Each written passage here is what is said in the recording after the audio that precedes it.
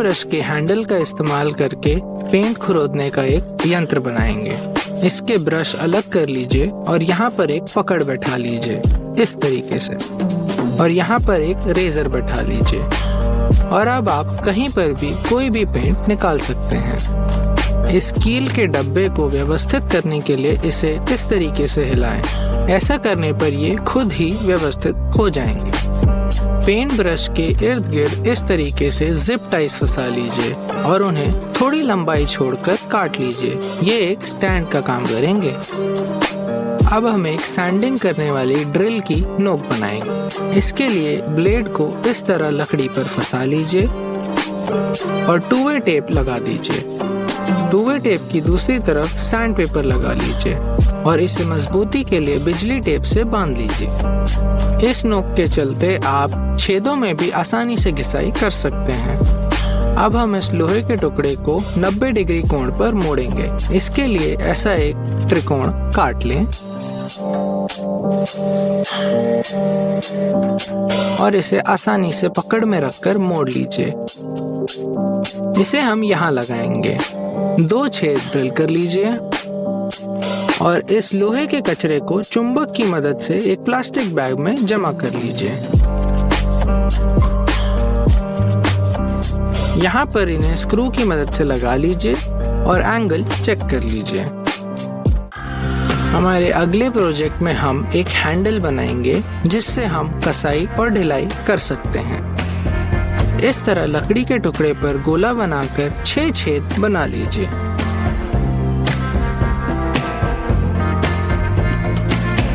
अपने ड्रिल की फैन की मदद से हम सारी धूल धक्कड़ दूर भगा सकते हैं। अब इस शुरुआती गोले को काट लीजिए और इस पे नट, बोल्ट और वॉशर लगाकर घिस लीजिए ताकि ये चिकना हो जाए। अब इस पे वार्निश लगा लीजिए और इसे फंसा लीजिए। अब आप कसाई और ढिलाई आसानी से कर सकते हैं। यहाँ हमारे पास एक प्लाईवुड का टुकड़ा है। इसके हम 3 हिस्से करेंगे, 2 त्रिकोण और 1 चौकोन। दोनों त्रिकोण को स्क्रू की मदद से हम चौकोन पर इस तरह खड़ा कर लेंगे। इसका इस्तेमाल हम लकड़ी के बड़े पट्टों को पकड़ने में कर सकते हैं। क्या आप हर बार एक ही एंगल काटना चाहते हैं?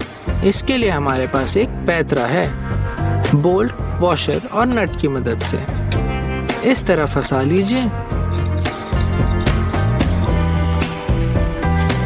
और मन चाहे एंगल पर इसे कस लीजिए। इसके चलते आप हर बार एक ही एंगल बनाएंगे। अब हम अपनी स्केल पर थोड़ी फेरबदल करेंगे ताकि हम 60 डिग्री कोण, 45 डिग्री कोण और 90 डिग्री कोण आसानी से काट सकें। इसके लिए आरी से ऐसा 60 डिग्री पर काट लीजिए और बाकी बचे हिस्से को घिस लीजिए। घिस के चिकना हो जाने पर आप 90 डिग्री, 60 डिग्री और 45 डिग्री पर लकीरें बना सकते हैं, वो भी बिल्कुल आसानी से। अब हम 2 लकड़ी के हिस्सों को आपस में जोड़ेंगे मार्किंग गेज की मदद से। ये थोड़ा मॉरिस और टेनन जॉइंट की तरह लगने वाला है। इस तरह अच्छे से नाप लेकर अपने निशान बना लीजिए।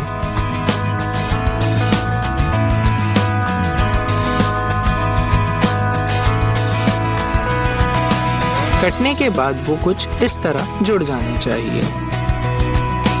इनकी जुड़ाई होने पर यहाँ पर एक चौकोन बना लीजिए जहाँ पर हम 4 डॉवेल डालने वाले हैं। इस बार हम इस्तेमाल कर रहे हैं एक मेटल डॉवेल का। इसे आरी से काट लीजिए और ऊपर से घिस लीजिए और वार्निश लगा नहीं होगी।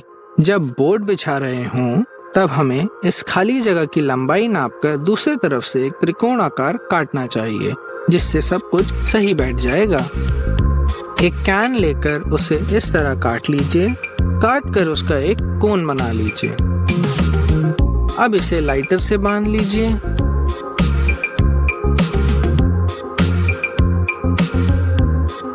और इसमें प्लास्टिक डाल लीजिए। अब आपके पास तैयार है खुद का प्लास्टिक डिस्पेंसर, है ना कमाल।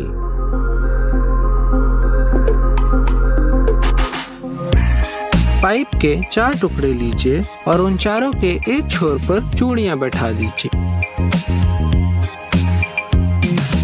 अब लकड़ी के पट्टे पर 4 पाइप रखने के और 4 चूड़ियों के खांचे लगा दीजिए। और ये तैयार आपकी खुद की कैंपिंग टेबल।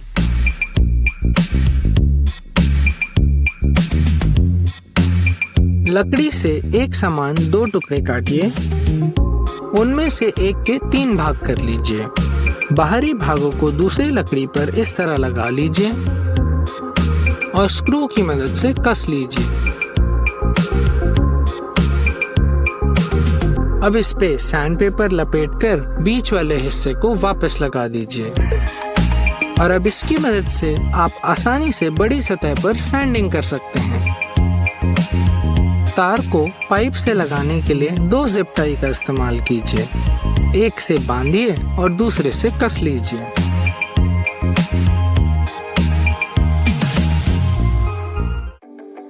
तारों के जंजाल से फुर्सत चाहिए? इंसुलेशन ट्यूब को लंबा काट लीजिए।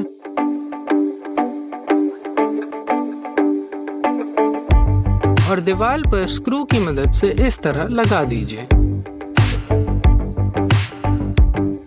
और तार भर के जिप टाई की मदद से वापस बांध लीजिए।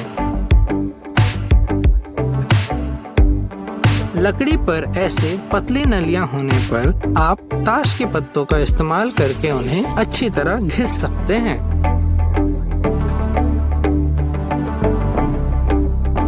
इस तरीके से, है ना आसान?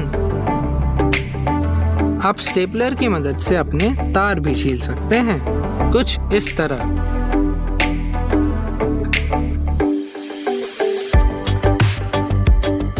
अब हम देखेंगे तार जोड़ने के कुछ तरीके। पहला तरीका, छीलिए और लगा दीजिए स्क्रू। दूसरे तरीके में हम छील कर घुमाएंगे और फिर स्क्रू लगाएंगे।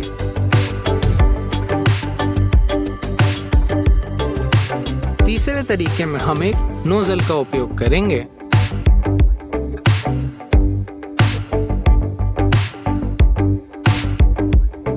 और इस आखिरी तरीके में हम इस तरह मोड़ेंगे और फिर लगाएंगे स्क्रू। स्क्रू या बोल्ट खोलने का ये रहा एक अनोखा और तेज तरीका। 2 लकड़ी के टुकड़े लीजिए और उनमें आपस में पकड़ लगा दीजिए।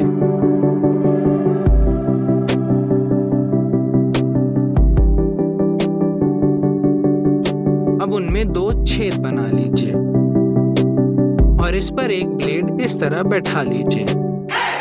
अब हमारी तारों वाली छिलनी तैयार है।